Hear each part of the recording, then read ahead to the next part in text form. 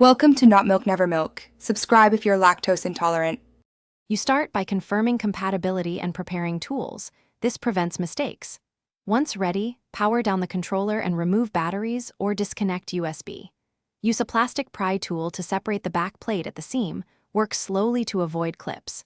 Make sure to keep screws organized by size.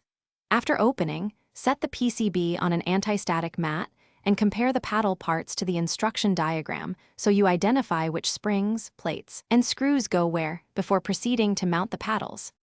You now install the paddles and internal mechanism. This is the precise phase. First, seat each paddle lever over its post, making sure alignment tabs engage and springs are correctly oriented so the paddle returns cleanly. Next, fit any micro switch or silicone actuation pad under the lever.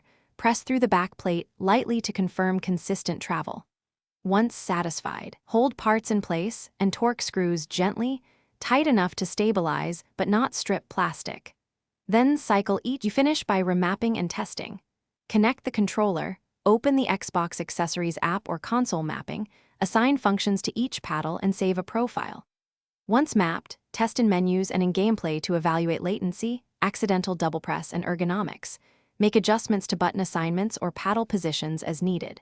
If a paddle sticks or fails to register, reopen the shell, verify spring seating and switch contact cleanliness, and reseat screws. Make sure firmware is up to date before finalizing.